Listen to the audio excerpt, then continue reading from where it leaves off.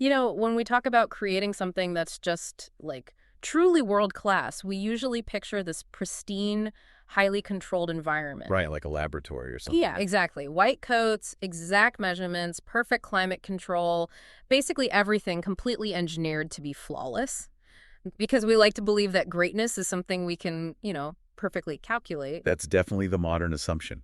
You follow the exact formula in a sterile room, and boom, you get the masterpiece. But then you step into the world of centuries-old Scottish whiskey, and suddenly that pristine laboratory just goes right out the window. Oh, completely out the window. Right. I mean, we're looking at a landscape of creation that is incredibly murky, rugged, and, well, heavily dependent on just the sheer unpredictable forces of nature. This is basically the absolute definition of chaos being wrestled into elegance. It really is. We're talking about magic happening in these damp, dark cellars literally sitting beneath the freezing ocean.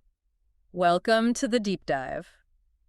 Today we have a massive and honestly fascinating stack of source material provided by Whisky.dk. And if you're not familiar with them, Whisky.dk isn't just some standard website. No, not at all. They're Denmark's largest online and physical whiskey retailer.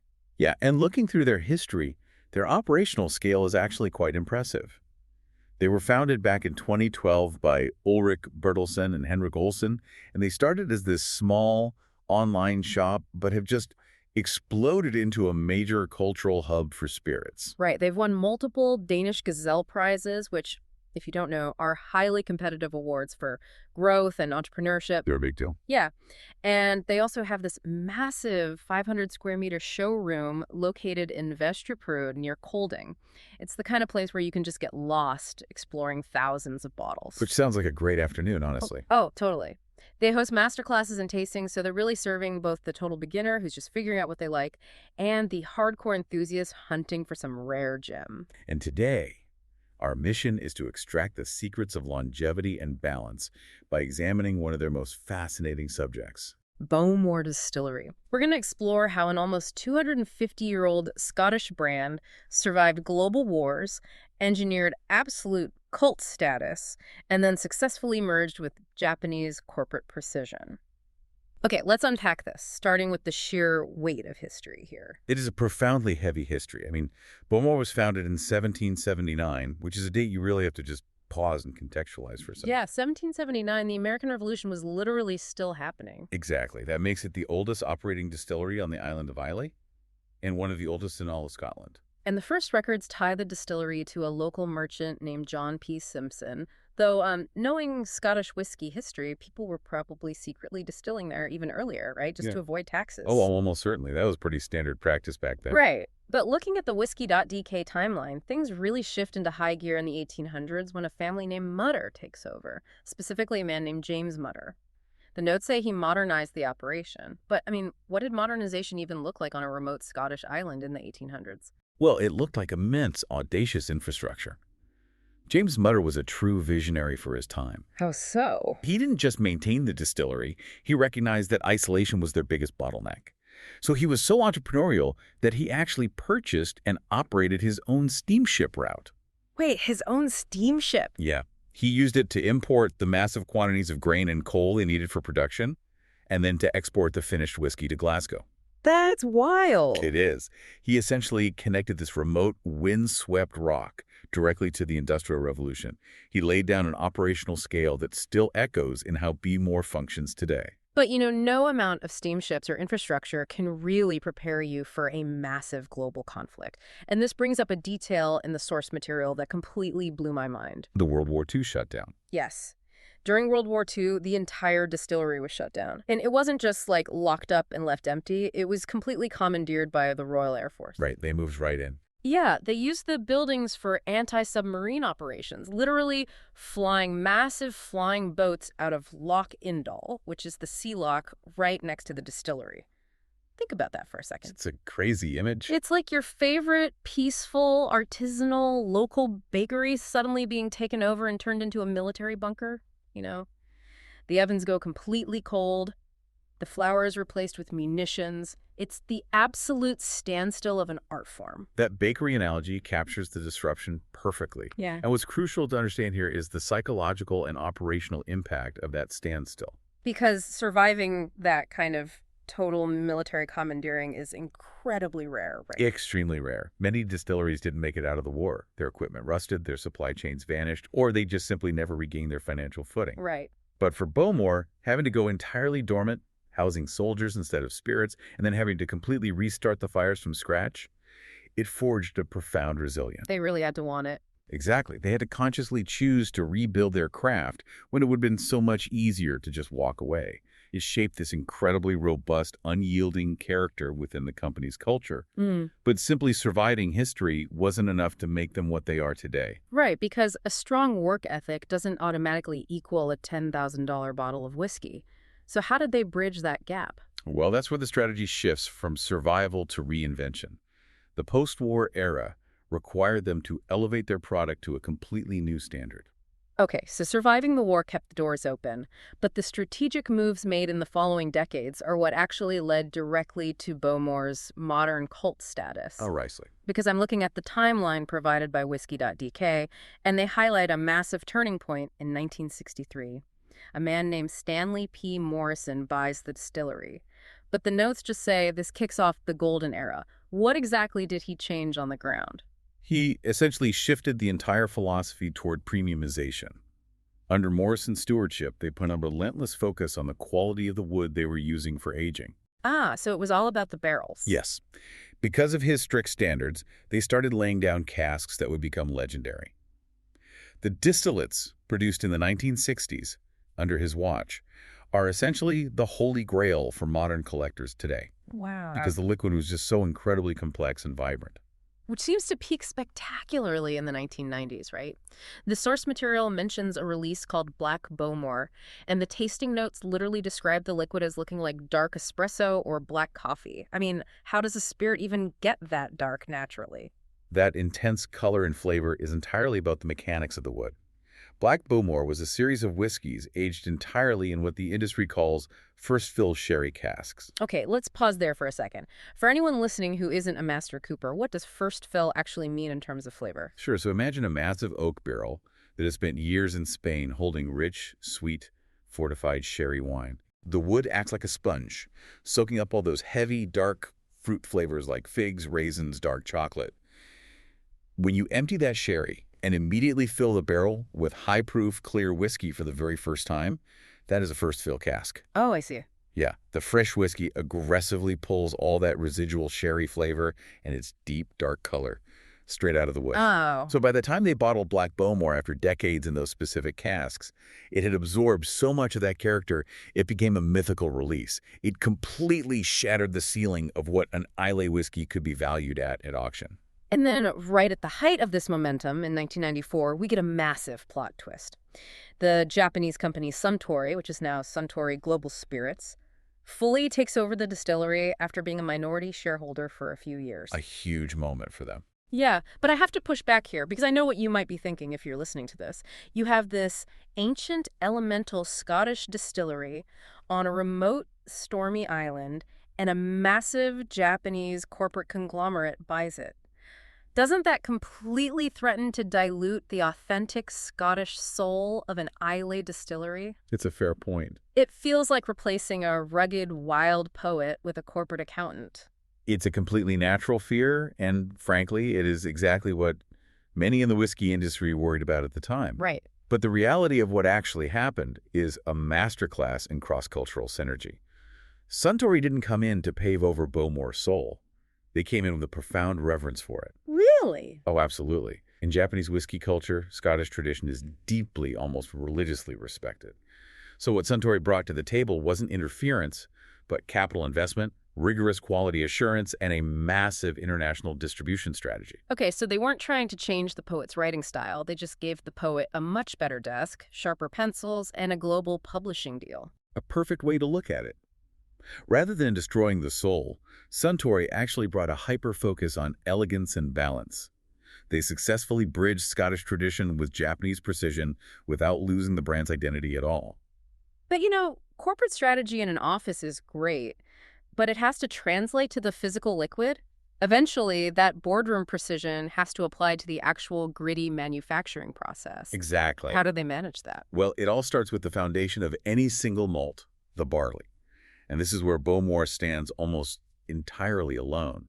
They are one of the very rare distilleries in Scotland that still operates its own traditional floor maltings. I was reading about this in the Whisky.dk materials, and it sounds Ah, exhausting. it is. They literally soak the raw barley in water, spread it out across a massive concrete floor, and then men physically turn it, tossing it into the air with heavy wooden shovels called shields, just to let it germinate evenly. Yeah, it's backbreaking ancient work. And they produce about 40% of their own malt this way, right? Bringing Mhm. the rest in from the mainland.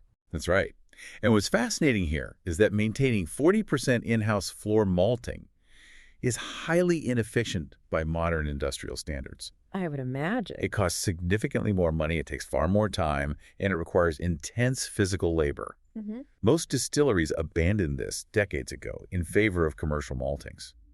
But for Bowmore, this inefficiency is absolutely crucial Why is that? because churning the barley by hand is the only way they can meticulously monitor the exact moisture and temperature of the grain bed, And why does the moisture matter so much? because the moisture acts as the glue for the smoke. Oh, wow. Yeah, when they dry that germinating barley in the kiln by burning peat, the smoke travels up through the floor. If the barley is too dry, the smoke just passes right by. If the moisture is perfectly controlled by hand turning, the phenol compounds in the peat smoke stick to the grain beautifully. It gives them ultimate control over their signature flavor. The peat smoke, the ultimate signature of Islay. But here is where Bowmore plays a very different game than its neighbors. The source materials note they maintain a medium peated style, clocking in around 25 to 30 ppm or parts per million of phenols. Right. Think of it like a volume dial on a stereo system. If a mild unpeated Islay whiskey, like Bunnahabhain, is a 2 on the smoke dial, and the heavy hitters down the road, like Ardbeg or Lafro, are absolutely cranking the dial up to 10 to blow your speakers out. Which some people love. Exactly, they love it. But Bowmore sits comfortably at a perfectly balanced 5 or 6. It is the absolute Goldilocks zone of peat, noticeable, defining, but never dominating the other flavors. Right. Combine that specific, handcrafted malt with the local water source from the river Lagan, which runs through peaty, mineral-rich earth, and you have your base. From there, they run it through 4 traditional copper pot stills, 2 wash stills, and 2 spirit stills. The Whisky.dk guide mentions those specific stills, but for the listener, what is the actual mechanical difference between a wash still and a spirit still? Why do you need both? It comes down to refining the liquid. The first distillation happens in the larger wash still. This takes the fermented, beer-like liquid, called the wash, and boils it to strip out a rough, low-strength alcohol. Okay. But it's too harsh to drink. So they take that rough liquid and run it through the smaller spirit still for a second distillation. The spirit still refines it, allowing the distiller to cut away the harsh, aggressive alcohols and capture only the sweet, pure heart of the run. And that clear, high-proof alcohol straight off the spirit still is what they call the new make spirit. And the notes describe Bowmore's new make as distinctly fruity and oily. Yes, It's not heavy and meaty, but it's not light and grassy either. It sits right in the middle. but having a beautiful new make spirit is only half the story. You could have the most flawlessly crafted clear spirit in the world, but if you put it in the wrong environment to age, it falls completely flat. True. The real magic, and frankly, Bowmore's greatest secret weapon, happens after the liquid leaves the stills. Which brings us to the most famous real estate on the island, the legendary Number 1 vaults. The Number 1 vaults. It is one of the oldest maturation warehouses in all of Scotland, and its geographic placement is entirely unique in the industry. Here's where it gets really interesting, because the Whisky.dk notes point out a really fascinating detail. The Number 1 vaults are situated below sea level. Right. And one of the stone walls of the warehouse is literally the seawall pushing back against Loch Indal. The freezing Atlantic Ocean is splashing on the other side of the stones. Are you telling me the ocean is literally seasoning the barrels through the wall?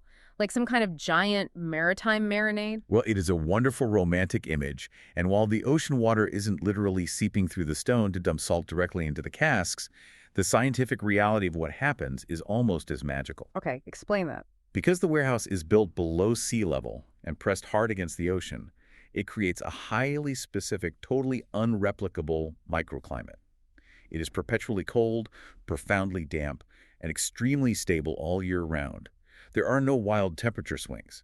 which completely changes how the wood behaves. Like in a hot, fluctuating climate like Kentucky, a bourbon barrel acts like a sponge being rapidly squeezed and released. Exactly. The heat forces the wood to expand, aggressively sucking the liquid in, and the cold contracts it, pushing it out. It's an aggressive extraction of flavor. But in the freezing, damp #1 waltz, the barrel is barely breathing at all. Precisely. It is a slow-motion infusion.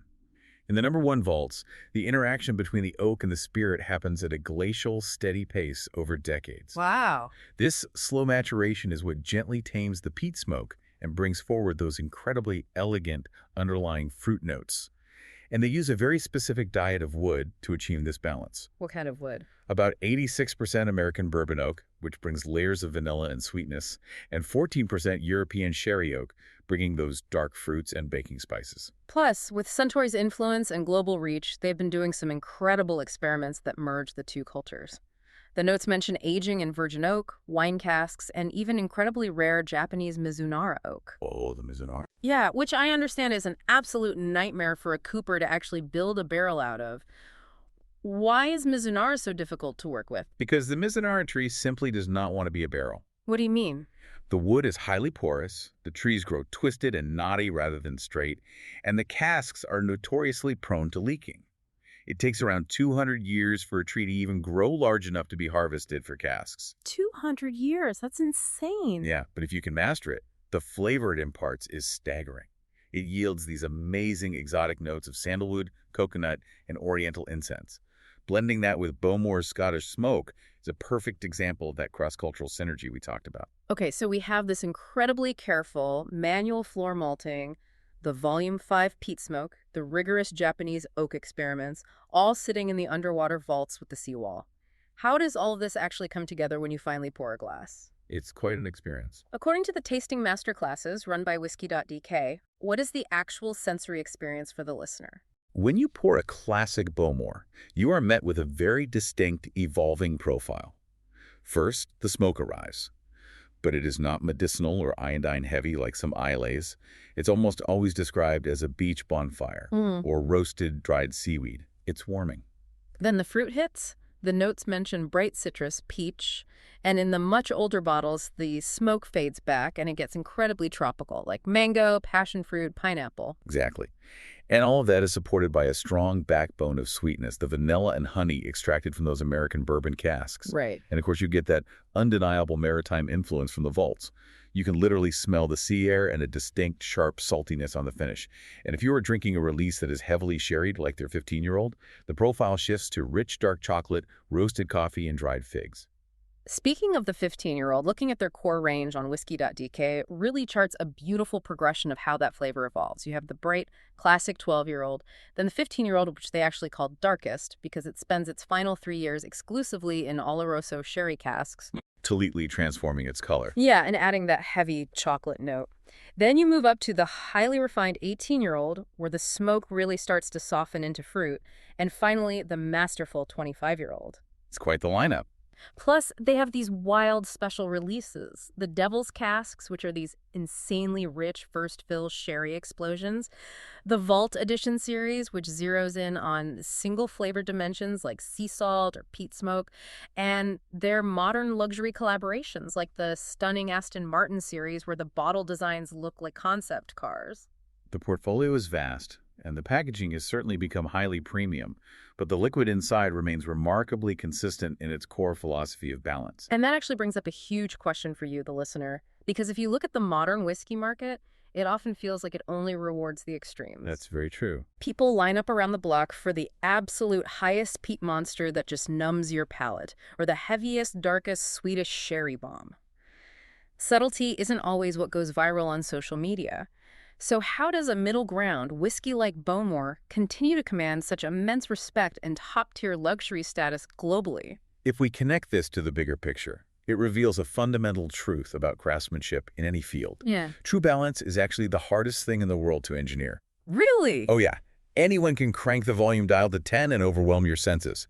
It takes absolute mastery to hold that dial perfectly at a 5 year after year, decade after decade, despite the changing climate and the inherent chaos of agriculture. That makes a lot of sense. The Bowmore's ultimate triumph is that its elegance appeals to both hardcore Islay fans who demand that traditional smoke and to those who usually prefer milder, unkeated whiskeys. It refuses to be just one thing. It is a perfect intersection. It's the bridge. From a merchant named John P. Simpson in 1779 through the absolute darkness and standstill of World War II into the freezing, slow-motion depths of the #1 vaults, and out onto the global stage with the precision of Suntory and passionate retailers like Whisky.dk. It's an incredible journey. It really is. Understanding Bowmore really is a masterclass in how honoring deep, highly inefficient traditions while simultaneously embracing international innovation creates lasting, monumental value. It proves definitively that you do not have to choose between honoring your roots and engineering your future. You can do both. So what does this all mean? For you listening, think about your own preferences. Do you constantly chase the loud, viral extremes, or do you look for the mastery of balance? It's a good question to ask yourself. Yeah, and if you want to explore this history for yourself and maybe find your own place on the smoke dial, check out the incredible curated selection at Whisky.dk. But before we wrap up this deep dive, we want to leave you with one final thought to mull over. Yes, this raises an important question. We talked extensively about how much of Bowmore's unparalleled elegance heavily relies on the unique microclimate of the #1 vaults, a warehouse situated below sea level, pressed hard against the freezing ocean. Right. But remember, that wasn't some grand, scientifically engineered plan orchestrated by master distillers in 1779. They just built the walls exactly where they had space by the water. Wow. Which leaves us with this to ponder. How much of the luxury and greatness in our world is the result of brilliant human genius, and how much is simply a lucky geographic accident? It turns out that pristine, highly controlled laboratory of greatness we always imagine might just be a damp stone wall holding back the sea. Thanks for diving deep with us. Keep questioning, keep exploring.